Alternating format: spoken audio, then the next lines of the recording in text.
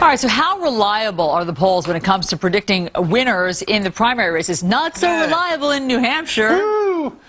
That's right. The polls had Barack Obama winning in New Hampshire the day before, but eventually voters picked Hillary Clinton as a winner. So do people actually tell the truth when they're being polled? Let's ask Republican pollster Chris Wilson. Good morning, Chris. Good morning. About 2 weeks ago, I got a phone call, naturally, around dinner time, and it was a pollster, and they wanted to ask me a whole bunch of questions about different presidential candidates.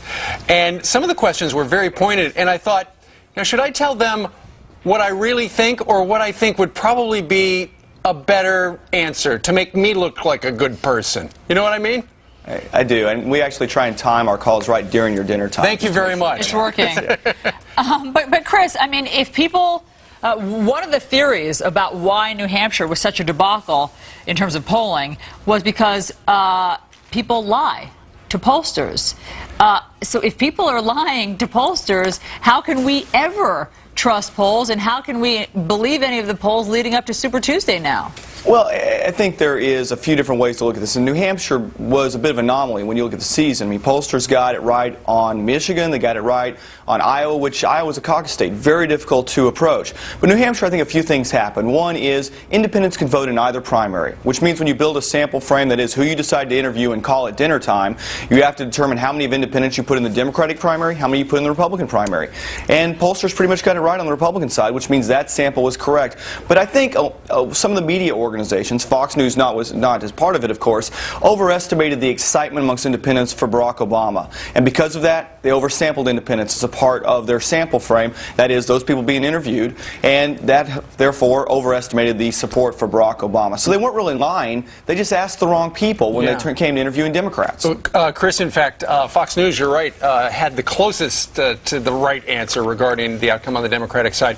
But you talked about who they asked questions about. On the Republican side, it's all white males.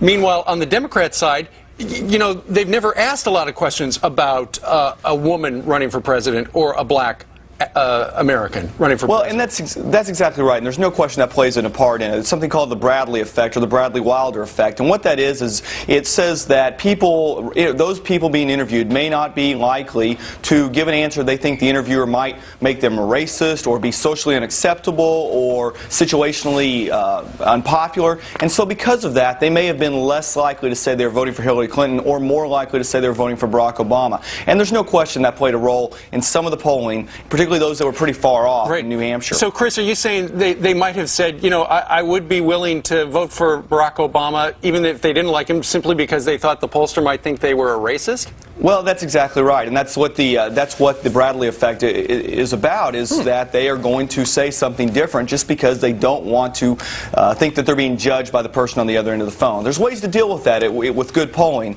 but I think some of the stuff going to New Hampshire was done a little quick, a little too loose, and particularly some of the things that had Barack Obama's numbers growing substantially were probably a little bit too high with independents in terms of the number that were sampled, and therefore, again, a lot of media organizations projected their excitement about Obama, which we saw being admitted into their sampling. Yeah, and we've still seen a number of correspondents injecting their excitement over Barack Obama as well. Well, Chris Wilson, GOP pollster, thank you for joining us this morning. I mean, let's hope that they can correct these things before all the polling for Super Tuesday. So we know and correct dinner time calls, too. There you go. All right. Thanks, Brian? Chris.